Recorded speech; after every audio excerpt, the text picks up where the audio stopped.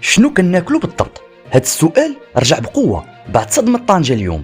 معكم مصطفى من قناة أخبار يومية. خليكم معنا للتفاصيل. في مدينة طنجة بالضبط منطقة خندق الدير بالعوامة، بعد ما دارت السلطات المحلية حملة مراقبة بمشاركة مكتب حفظ الصحة والقوات المساعدة، حجزات حوالي طنين من الدجاج الفاسد كان موجه للاستهلاك. هاد العملية ما جاتش من فراغ، حيث المواد الغذائية السريعة التلف بحال الدجاج إلا ما تحترموش فيها شروط التخزين والنظافة تقدر تتحول لخطر حقيقي على صحة المواطنين. الخطير في هذه القضية هو أن هاد الدجاج كان ممكن يوصل الناس بشكل عادي ويتباع في محلات الوجبات السريعة لي سناك بلا ما يشك فيه حتى واحد، وهذا الشيء كيخلينا نتسائلوا واش فعلا بعض المحلات كتهتم بصحة الناس ولا الربح السريع ولا أهم من أي حاجة أخرى. السلطات أكدت أنها أخذت الإجراءات القانونية اللازمة وغادي يتم إتلاف الكميات المحجوزة باش ما ترجعش للسوق مرة أخرى. ولكن رغم هاد التدخلات بزاف ديال المغاربة ولات عندهم مخاوف كبيرة حول جودة الماكلة اللي كيتناولوها يوميا،